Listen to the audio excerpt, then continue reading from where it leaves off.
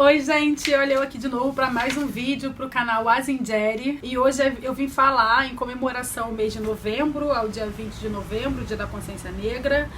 Eu vim falar um pouco sobre a importância de ter esse dia, que se refere à luta histórica dos afro-brasileiros, né, para a construção dessa nação. O vídeo de hoje é uma reflexão sobre esse dia importante para o país, né, nesse sentido. Mas antes disso, agradecer os comentários dos vídeos anteriores. A galera me deu feedbacks muito positivos. O vídeo de 1000 inscritos me parece que está vencendo mulherismo africana, mas ainda dá tempo, quem quiser que eu fale sobre o amor, ainda dá tempo de pedir, a gente está contabilizando para fazer que esse vídeo saia no fim do mês, início do mês que vem, antes do fim do ano, em agradecimento a vocês. Também pedi para me seguirem nas redes sociais, né? Instagram, Twitter, Facebook. Eu tô usando pouco o Facebook, vou transformar numa página, mas me sigam lá também. Marlon vai botar aqui a minha agenda desse mês da Consciência Negra. Ativem o sininho, se inscrevam, e estou na meta dos 2000 inscritos, então vamos lá. Também vou deixar aqui o contato, caso você queira que eu vá dar alguma palestra, algum workshop na sua cidade, é só entrar em contato aqui no e-mail que tá aparecendo aqui embaixo. Então, bora pra vinheta e vamos ao vídeo.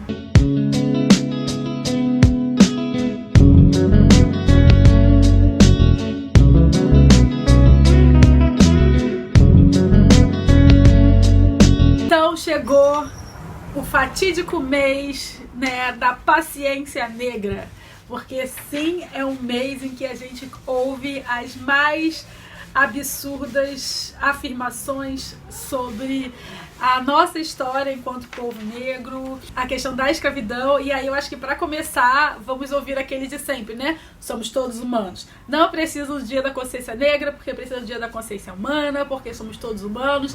Então, vamos lá. Biologicamente, sem dúvida alguma, somos todos humanos, né? Porque, afinal, temos 2 olhos, um nariz, uma boca, nos alimentamos igual, nosso sangue, teoricamente, é da mesma cor. Nosso sangue é da mesma cor, mas politicamente, nós não somos iguais, né? Porque o fenômeno do racismo é um fenômeno sociopolítico. Eu já fiz 2 vídeos aqui bem explicativos sobre como entender o racismo, então fica aqui, ó. Daqui a pouco é só você, quando acabar de ver esse vídeo, você correr lá e assistir essas 2 outras aulas.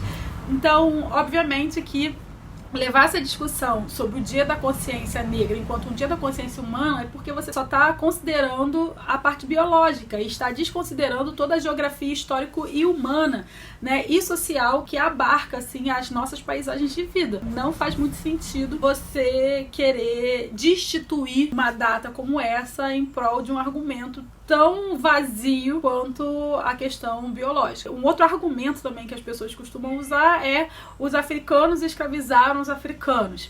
Ok, a gente sabe que não foi bem assim, mas isso é história para um outro vídeo. Mas mesmo que eles tenham escravizado outros africanos, esse é realmente o motivo para a gente não ter o Dia da Consciência Negra? Né? É importante entender isso. Então, porque houve uma certa responsabilidade de um grupo, uma parcela pequena de africanos que foram agentes de escravidão, então por causa disso refletir sobre a negritude na diáspora brasileira é desqualificado.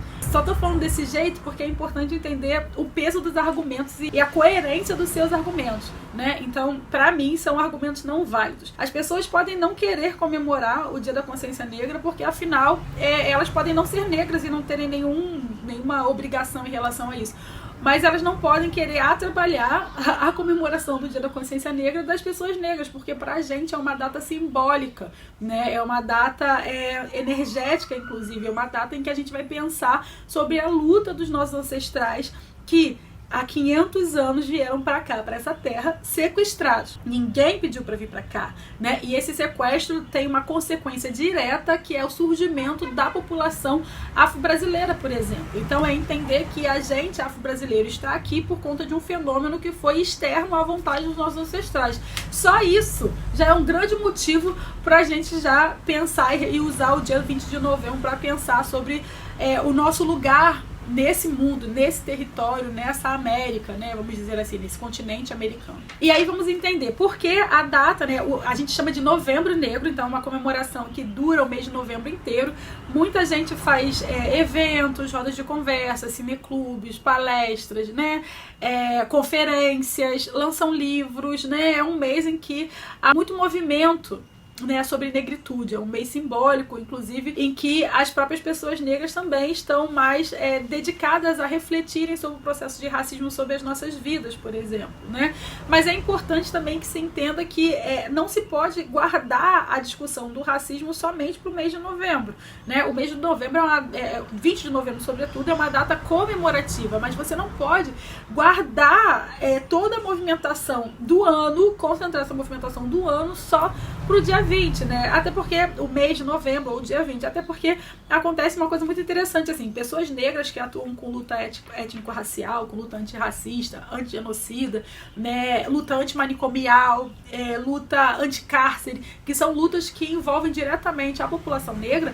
Essas pessoas, elas acabam tendo visibilidade maior somente nesse mês, como se essas lutas, né, como a luta anticárcere e a luta manicomial, por exemplo, fossem lutas que devessem ser discutidas somente em novembro, né? E eu nem vou falar sobre o racismo, porque o racismo é um fenômeno latente, constante, permanente na nossa sociedade, e que guardar a discussão somente para novembro acaba sendo um paliativo, né? Porque temos que ter uma ação prática. Então, por que é dia 20, né? E por que 20 de novembro? Por que é o mês de novembro? Qual foi o porquê dessa escolha?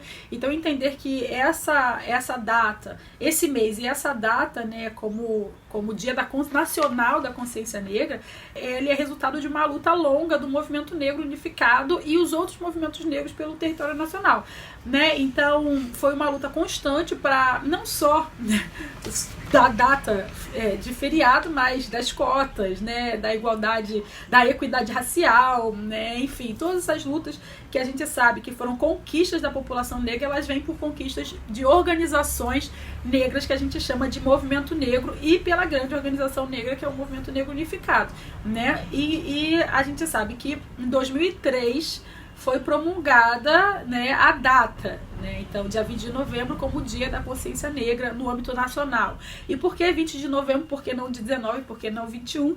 Porque 20 de novembro é a data que se considera ser a morte de Zumbi dos Palmares, o grande líder, o herói, né, que foi elencado como símbolo dessa luta, né? E aí vamos entender algumas coisas. O Zumbi, teoricamente, ele morreu em 20 de novembro de 1695. Eu não vou fazer um vídeo aqui sobre o Zumbi, eu acho que ele merece um vídeo só para ele, assim como o Palmares merece um vídeo só para eles, mas a cunha de localização Angola Janga, que é o nome original dos Palmares e que eu estou usando como fonte Beatriz Nascimento, né, que eu acho que é uma das pessoas, das estudiosas, que mais vai nos trazer volume, né, de massa crítica e de conhecimento sobre os quilombos em geral e Palmares em específico. Então a gente já sabe a partir dos estudos de Beatriz que se chama Angola Janga, e que, na verdade, não era, pelo menos como eu aprendi na escola, uma reunião de vários escravos fugidos e vagabundos, né? Como eu aprendi na escola em algum momento da minha existência. Mas sim uma república. Palmares foi uma república, a primeira república africana, aos moldes africanos de aquilombamento, né, de geografia e de arquitetura também. A primeira república africana fora do território de África, primeira república africana no território da América. E o mais importante disso, assim, foi um grande estado africano, que era composto por 7 cidades, mocambos, né, que tinha uma capital, que era Macaco, e que chegou a reunir 20 mil pessoas no seu auge. A população que compunha o quilombo, principalmente, né, pessoas de ascendência africana, né, ou africanos trazidos para cá, mas também haviam pessoas indígenas, né, que viam ali naqueles laços de solidariedade, laços de luta, né, e acolhimento, e também pessoas brancas que de alguma forma eram renegadas pela sociedade brasileira, né, sociedade colonial naquele momento, que a gente, Brasil mesmo assim, ainda está em formação. É importante ter esses dados e compreender a dimensão desse movimento de pessoas negras escravizadas em prol da sua liberdade. É o que o Abdias Nascimento vai falar sobre a pulsão palmarina, essa pulsão de liberdade que permeia essa população afrodescendente até os dias de hoje. Nós, africanos da diáspora, os afro-brasileiros, temos em nós uma centelha de liberdade, uma centelha propulsora, né, de liberdade que é ancestral, segundo Abdias, e que se chama Pulsão Palmarina. E aí, então, é uma lei, né, uma data promulgada em 2003 e de maneira bem interessante, não são todas as cidades que acolheram e transformaram em feriado. E isso, para mim, pessoalmente, quer dizer muito, quer dizer, é um recado, é um posicionamento político que essas cidades estão dando à importância desse povo, dessa população que construiu essa cidade, né? A gente pode levar esse debate, desdobrar esse debate, inclusive para as redes e tal, e tentar entender por que algumas cidades se negam a ter a data enquanto uma data comemorativa, sabendo que o Brasil ele é construído por força bruta de dois grupos muito definidos, que são os povos ameríndios, os povos indígenas em geral, e a população africana e a sua afrodescendência. Então, negar essa data, e eu tô falando só de uma data, uma coisa muito simples, ou negar essa reflexão durante esse mês por parte dessas cidades, também quer dizer para quem, e qual, na verdade, quer dizer qual é a sua perspectiva do navio negreiro, não é mesmo? Os entendedores entenderão. E aí também eu acho legal a gente entender que o Dia da Consciência Negra, ele também tem que ser, esse debate também tem que ser levado para outras contribuições que a população negra dá para a nação brasileira e que muitas das vezes são invisibilizadas em prol desse lugar comum de samba, pagode, capoeira, né, funk, esse lugar da musicalidade, que é um valor civilizatório nosso, mas que o Brasil concentra a musicalidade, o ritmo, né, como se fosse a nossa maior contribuição. E às vezes joga para comida, sobretudo as comidas baiana, como se fosse a nossa contribuição.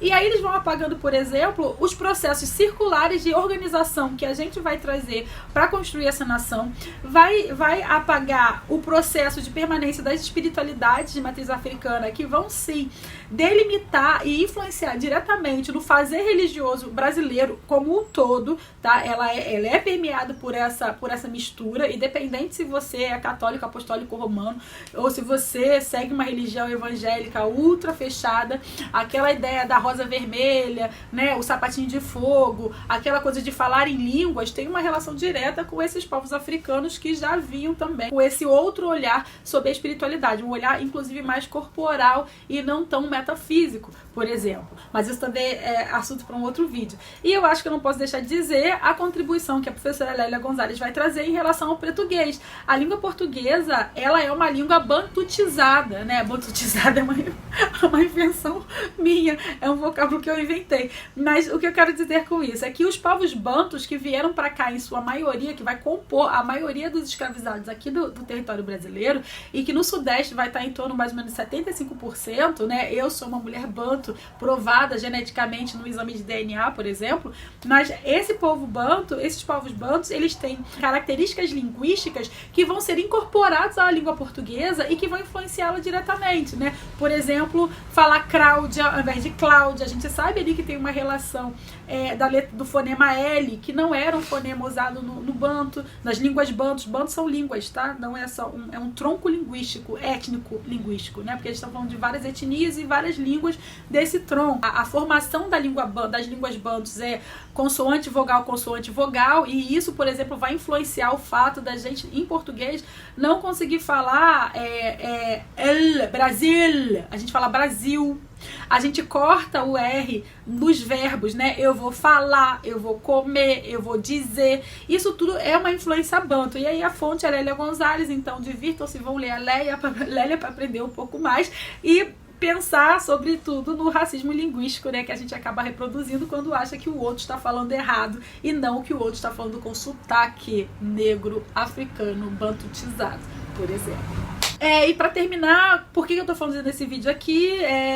Também um pouco para falar que existe uma lei, a Lei 10.639, né?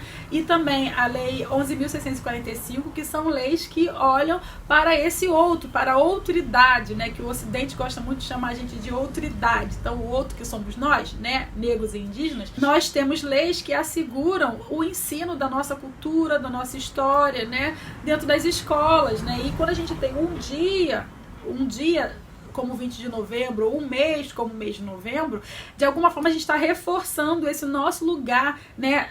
Isso é um processo educativo, é formação educativa de consciência das pessoas, do povo brasileiro como um todo, né? Da população brasileira como um todo.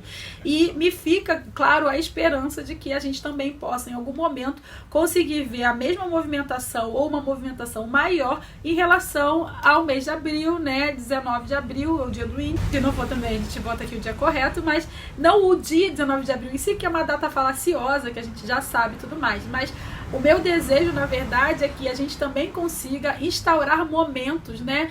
Que vão se tornar em momentos de permanência para refletir também sobre a comunidade indígena, sobre a população indígena como um todo, a pluralidade da população indígena como um todo, para que também criem esse texto de solidariedade em relação a essas populações que está faltando bastante aqui no Brasil de 2019. Enfim, é mais ou menos isso que eu queria falar. Hoje o vídeo é bem curtinho, né? Fiquei 2 semanas sem postar porque a batida é muito frenética. Mês de novembro é isso, todo dia falando num lugar, fora que eu tenho prova para corrigir, criança para cuidar, casa para arrumar, todas essas coisas, e um artigo de pós-doutorado para terminar, né? Ainda tenho esse detalhe. Eu quero agradecer a todo mundo que esteve ouvindo esse vídeo, assistindo esse vídeo até aqui. Por favor, comentem, vamos trocar uma ideia, me sigam nas redes. Eu vejo vocês na próxima quinta-feira. Kioya Tionan. Até mais. Tchau.